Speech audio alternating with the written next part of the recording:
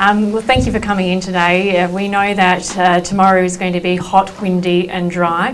The combination we don't like to see at this time of year. It's not feeling like autumn, it's definitely feeling like we're in the peak of summer, and our thoughts are very much with our emergency service crew who are out in the southeast at the moment fighting fires, and we want to say a big thank you to each and every one of them, because we know that in times of need they're the ones that are leaving the comfort and the safety of their homes and leaving work to go out and help their fellow community members. But as a state, we have spent a lot of our time over the last 6 weeks helping out our nation, whether that's been in Queensland, Victoria, Tasmania or Western Australia. And now we're also calling on our neighbours to provide a little bit of extra support down in the southeast, because we know tomorrow is going to be so hot and dry. We want to make sure that we've got the best protection in place by sharing that load with our fellow neighbours across from Victoria. And we're really grateful for the help that they will be providing. And we're also thinking of all of our communities across the state tomorrow as we experience really hot, dry and windy weather. Thank you. Thank you, Minister. It's been a long and challenging week for firefighters across our state, but particularly in the southeast. On Monday evening we saw major storm activity with some 50,000 lightning strikes occurring across the southeast. Since Monday evening, CFS has responded to over 186 bush and grass fires. 140 of those were in that southeast area, and overwhelmingly from that dry lightning. This amount of activity has kept our crews very busy. They were working in the middle of those storms, going out and about on their way to fires, finding other fires, extinguishing those before continuing on to where they were originally tasked. Their efforts have been simply incredible. However, the weather tomorrow means we see increased risk, not just in the southeast, but more broadly across South Australia. We'll see 9 areas declared in total fire ban tomorrow, being the West Coast, the Lower Eyre Peninsula, the Eastern Eyre Peninsula, the Mount Lofty Ranges, the Mid-North, Kangaroo Island, the Yorke Peninsula, and the Upper Southeast and Lower Southeast. In these areas, we're going to see those high temperatures combined with strong winds and this record dry period that we find ourselves in across our state to create all the ingredients that we need for fire to spread rapidly across the landscape and to be a threat to communities. I urge South Australians to take the weather seriously tomorrow, and I find myself calling on everybody for your help again to take sensible precautions, to limit high risk and reckless activities that could otherwise start fires, to make sure that you have your bushfire survival plan, and to update that if your circumstances have changed because of the conditions that have been present in the season so far. To support the risk that we have in the southeast, both from fires that we have been working on, in particular in the Woolmet Road and Reedy Creek area and in the Wattle Range area, but more broadly across all of those 140 fires that have occurred as a result of lightning. We have increased our resourcing, we've put on additional aircraft, we've got an incident management team pre-deployed ready in case something does start and begin to challenge our resourcing. And we've also been very grateful to have support from our friends in the Country Fire Authority in Victoria. We'll see some 56 personnel arrive, some 30 of them arriving this evening, with the remainder coming in on Saturday morning. The purpose of those crews from interstate is to provide additional support in the southeast without us having to compromise our resourcing and our capabilities in the other parts of the state where we see these broad total fire bans that are in place. Tomorrow is a high risk day. It is unusual for this late in the season to see temperatures so hot and to see these kind of challenging conditions develop. And given that we've got 9 areas in total fire ban, plus the existing risk from the fires that we know about, and then the risk from fires that may still be smouldering from lightning on Monday that have been yet to poke their head up. We've been doing reconnaissance flights, we've been working with the fire camera network that's down there, we've been doing a lot of work with crews driving all over the southeast going to other fires. But even despite our best efforts, there may still be fires burning in the landscape, smouldering that poke their head up, that become a major incident tomorrow in those winds and that heat. And so that is also a risk. For people in the southeast, and in fact more broadly across the state, if you see a fire unattended, please call it in quickly. please limit that reckless behaviour. Tomorrow is not a day to go out into the paddock with an angle grinder. And I find myself saying that again and again and again this fire season, and indeed the seasons before, and it still misses everybody in the community. So we urge people to limit those high-risk activities to help our firefighters who are tired and who equally want to see a break in the fire season like everybody else. I'll hand over to John from the Bureau to talk a little bit more about the weather forecast. Look, we are facing yet another hot, dry and windy day across the state tomorrow, with extreme fire danger for many districts. We've just come out of the state's second hottest summer on record, and so far this autumn there's been no let-up in that heat. In terms of dryness, for Adelaide it's now the driest start to the year since 1989, so 36 years, and that's been reflected across many parts of the state. But as we know, it's not just summer, it's been dry for many seasons now. It's been over a year where we've seen severe rainfall deficiencies. And that lack of rainfall is contributing to some soil and fuel dryness that is at record or near record levels across many parts of the state. And that is a major contributor to the fire risk that we are facing at the moment.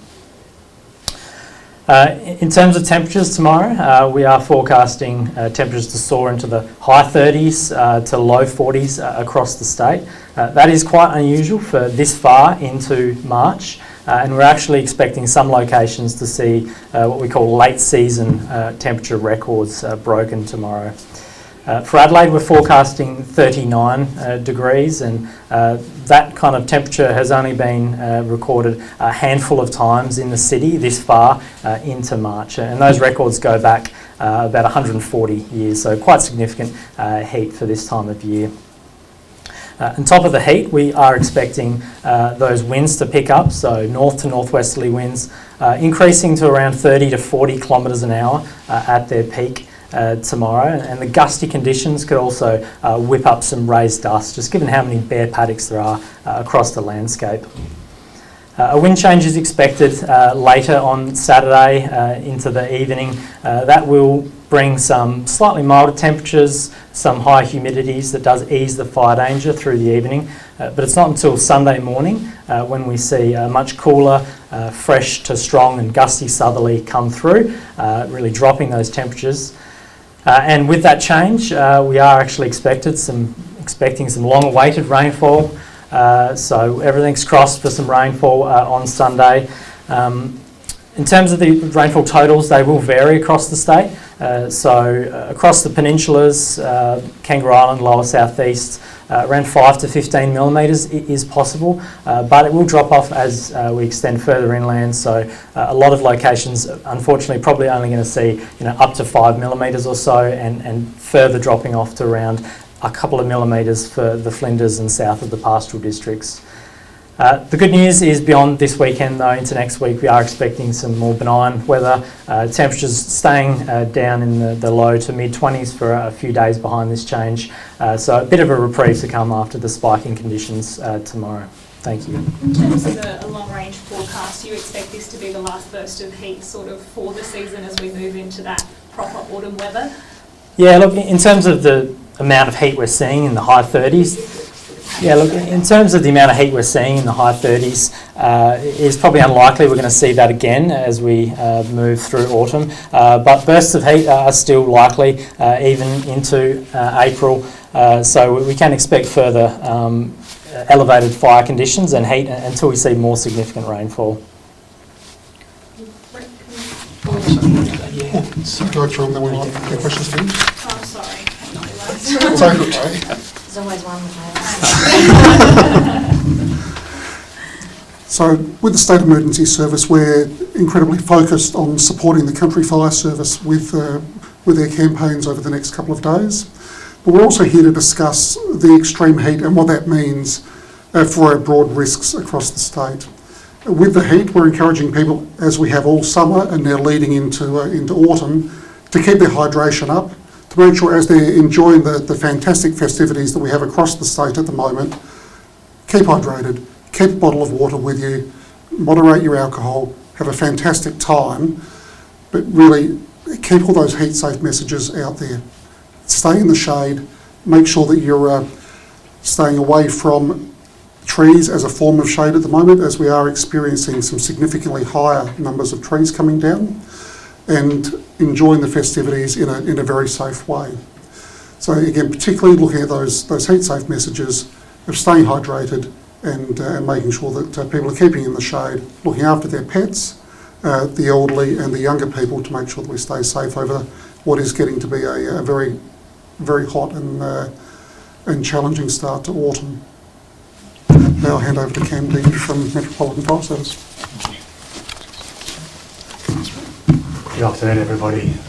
The Metropolitan Fire Service would like to reiterate the comments and the risk profile that is occurring across the state over the next 24 hours. The MFS would also like to thank those volunteers who have been fighting the fires consistently over this week. We have made a lot of arrangements in place, and our staff are ready and itching to support when required. And in the background, there's a number of logistical considerations that are being undertaken to support those efforts. In terms of the risk, it's not just literally in those rural locations. We have those elements close to us in the peri-urban areas of the Adelaide Hills that do present challenges to us, and we have to remind ourselves of some of those recent fires, such as the Gulfview Heights fire recently, where MFS and CFS work closely together. In terms of the risk and the commentary made so far, the good part about this is that the relationship between all of the emergency services is incredibly strong. We remain in contact with each other, and we're all ready to support each other at the moment. And that partnership really should provide some level of comfort for what is occurring. And again, the MFS would just like to thank those volunteers who have been undertaking those firefighting efforts for a considerable amount of time, particularly in the southeast and through the NARCAT region as well. So thank you to those people.